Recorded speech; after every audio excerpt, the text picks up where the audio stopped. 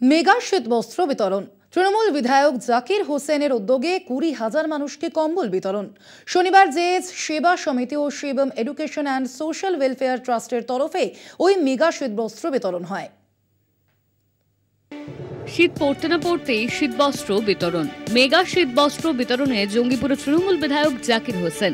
শনিবার জেএস সেবা সমিতি ও Shivam education and social welfare ট্রাস্টের তরফে 20,000 দরিদ্র মানুষকে কম্বল বিতরণ করা হয়। রঘুনাথগঞ্জ ম্যাকেঞ্জি পার্ক ময়দানে শীতবস্ত্র বিতরণ অনুষ্ঠানে উপস্থিত ছিলেন জঙ্গিপুর লোকসভার তৃণমূল সাংসদ খলিলুর রহমান, জঙ্গিপুর পুলিশ সুপার আনন্দ রায়, জঙ্গিপুর পুরসভার চেয়ারম্যান মফিজুল ইসলাম সহ বিশিষ্ট ব্যক্তিরা। এদিন জাকির হোসেন বলেন, শীতের সময় মানুষের গায়ে কম্বল থাকবে না সেটা হয় না, মানুষের সেবাই আসল সেবা।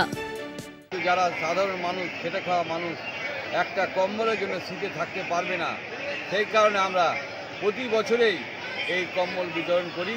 এখানে 20,000 করলাম, ছুটিতে আবার 10,000 করব। আরও 10,000 কম্বল বিতরণ করা হবে বলে জেলা তৃণমূলের সূত্রে খবর। শীতের সময় মোট 50,000 কম্বল বিতরণ করার আশ্বাস দিয়েছেন জাকির হোসেন। জেলার বিভিন্ন রাজনৈতিক দল বিভিন্ন সময় বস্ত্র বিতরণ করে থাকে, কিন্তু জেলায় এই প্রথম একসঙ্গে 20,000 মানুষকে কম্বল বিতরণে খুশি এলাকার মানুষ। কলকাতা টিভি।